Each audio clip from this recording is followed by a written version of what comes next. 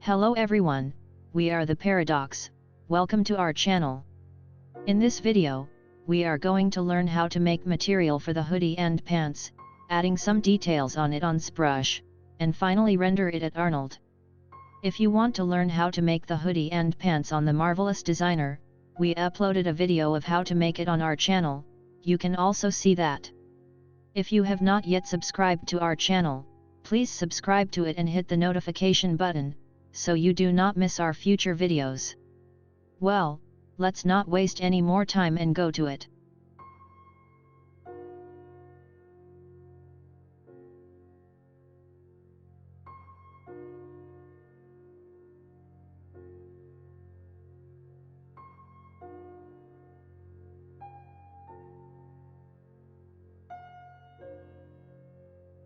Before exporting the clothes, we must unwrap them and go to the UV editor menu. There are several points to consider. All clusters should be placed in one of the UV squares, so that none of the clusters collide with each other, and also do not leave the UV square. It is recommended to do this whole process in VU under number U1V1. These clusters should be placed, so that they are the largest size that fits in a square. It is better to enlarge or shrink all the clusters together, so that the quality of the texture that is placed on it is the same everywhere. If you need one of the clusters to be of higher quality, you can make it larger separately. In this case, we can even use the UDIM feature.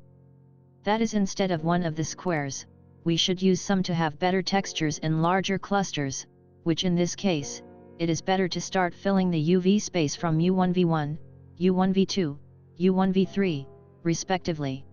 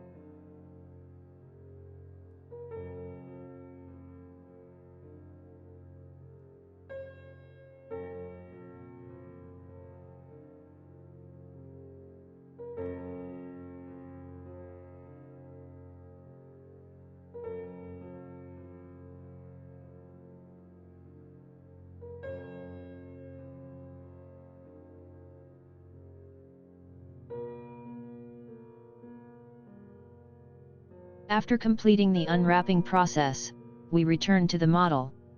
We check the model to find the defects of the work. If the topology of our model is triangular, it is better to quadrangulate it to be better processed in Zbrush. We check the number of particles to find the right size. The point to keep in mind is that the number does not have to be high, to the extent that it has a good view from a distance. Considering that we work with several software, it is better to get the model in the most optimal output mode, and work on the details in Zbrush.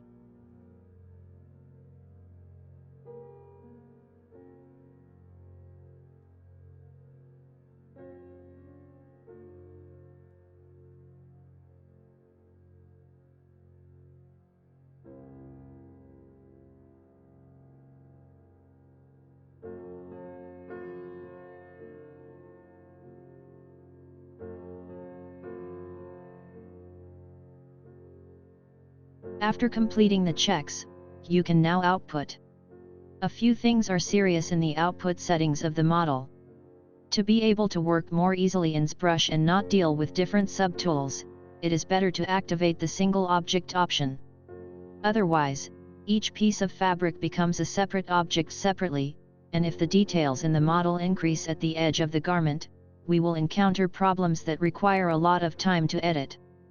So be sure to output all objects as a separate object. Take the model as a thin output, so that no thickness is considered for the model, and activate the weld checkbox. To weld the disruptive vertices together, otherwise, we will encounter several problems later in the edges.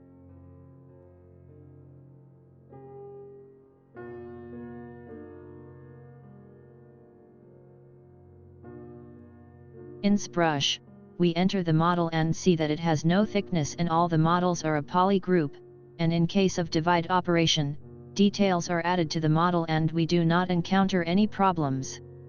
And we start to increase the details on the model, which uses several types of brushes in the project to get the right wrinkles and details. The details should not be so much that the appearance of the model changes completely, and too much detail causes us to move away from the generality of the model. So it is better to save the effect after applying each change, and look at it after a while to see the generality of the model.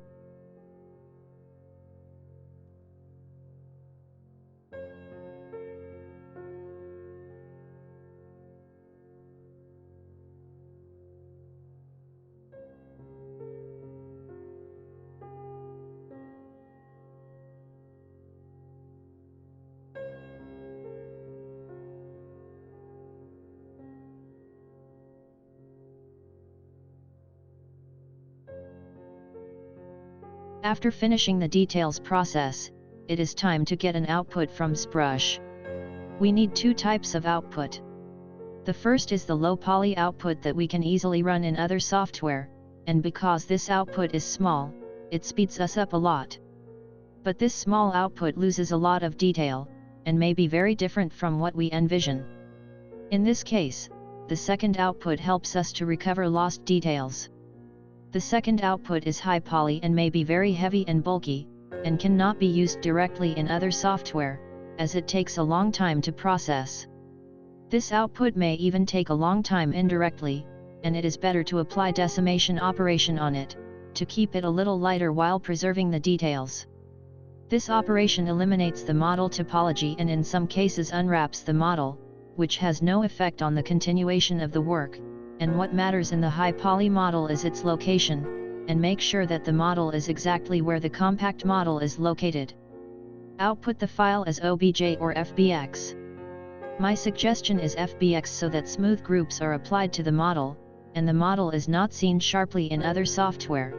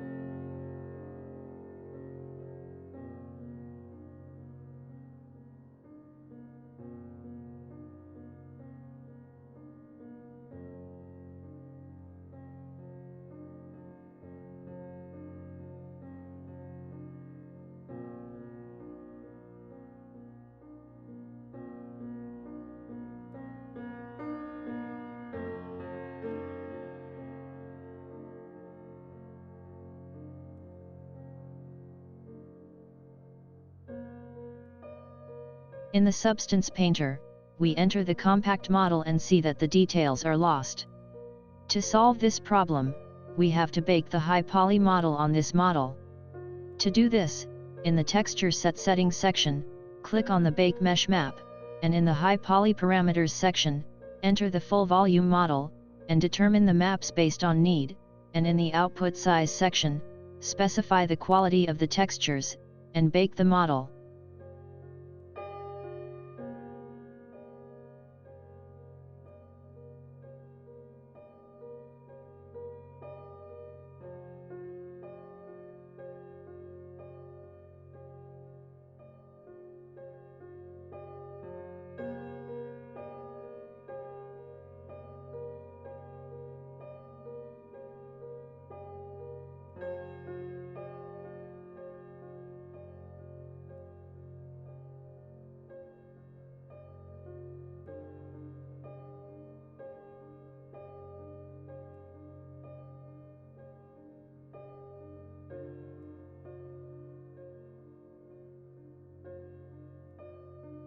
After finishing the baking process, we see that the details of the high poly model are on our model as a normal map.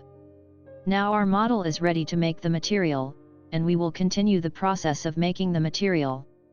If the texture is loaded late on the model, we can change the texture quality in the texture set setting, to increase the speed of the process. In the process of making materials, we use smart materials, smart masks, default textures, and many other things.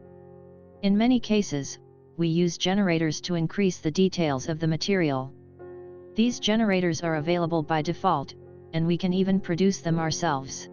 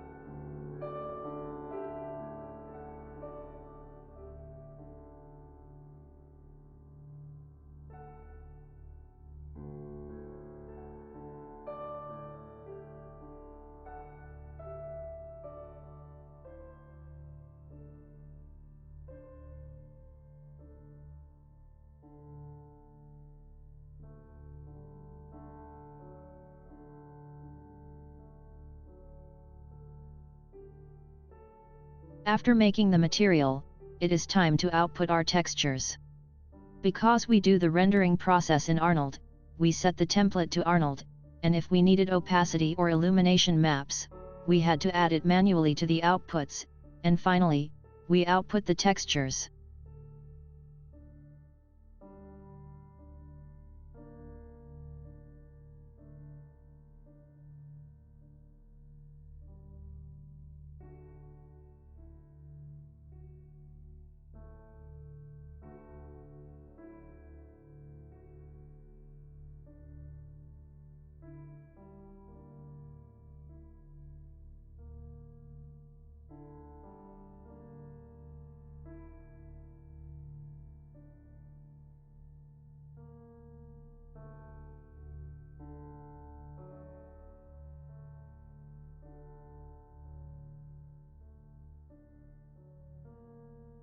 We enter Maya and enter the model in the studio.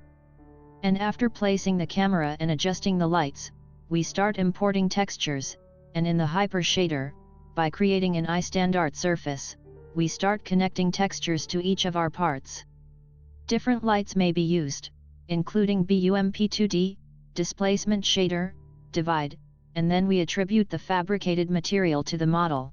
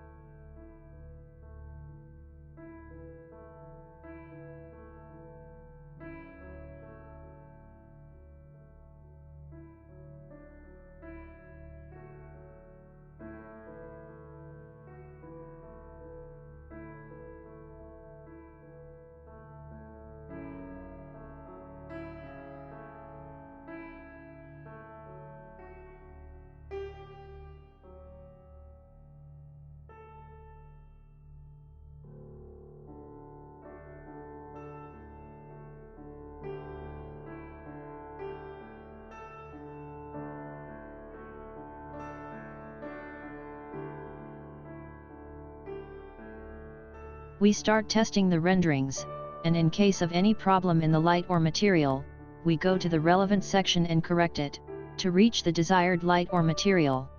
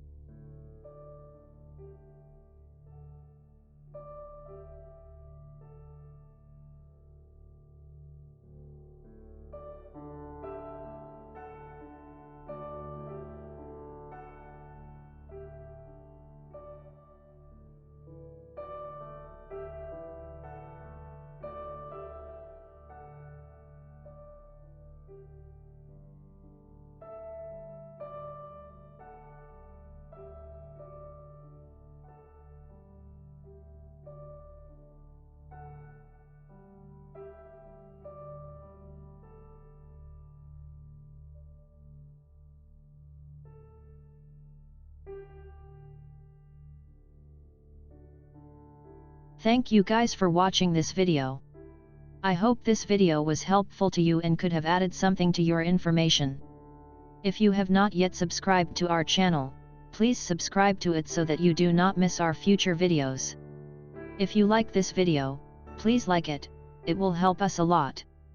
If you have any questions, you can say them in the comments section. So I will see you in future videos.